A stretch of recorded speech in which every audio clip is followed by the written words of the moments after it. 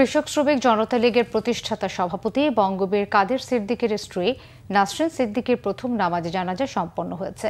বাঞ্ছহর টাঙ্গাইল শহরের পিটিআই মাঠে এই জানাজা হয়। শনিবার রাতে মস্তিষ্কে রক্তক্ষরণের কারণে রাজধানীর একটি বেসরকারি হাসপাতালে চিকিৎসাধীন অবস্থায় তিনি শেষ নিঃশ্বাস ত্যাগ করেন। সকালে নাসরিন সিদ্দিকের মরদেহ বহনকারী অ্যাম্বুলেন্সটি টাঙ্গাইলের বাসার সামনে রাখা হয়। সেখানে তার রাজনৈতিক সহকর্মী, সমর্থক, অনুসারী ও পরিবারের সদস্যরা তাকে এক নজর দেখতে ভিড় করেন। জানা যায়, বঙ্গবীর কাদের সিদ্দিকের বড় ভাই সাবেক মন্ত্রী আব্দুল লতিফ সিদ্দিকী, টাঙ্গাইল জেলা বিএনপির সাধারণ সম্পাদক অ্যাডভোকেট ফরহাদ ইকবাল, জেলা জামাতে ইসলামের আমির আহসান হাবিব মাসুদ সহ বিভিন্ন রাজনৈতিক ও সামাজিক সংগঠনের নেতাকর্মীরা উপস্থিত ছিলেন। নাসরিন সিদ্দিকী কৃষক শ্রমিক জনতা লীগের কেন্দ্রীয় কমিটির সদস্য ছিলেন। বাদাসুর দ্বিতীয় জানাজা নামাজ শেষে নাসরিন সিদ্দিকীর মরদেহ ছাতিহাটি গ্রামে পারিবারিক কবরস্থানে দাফন করা হয়।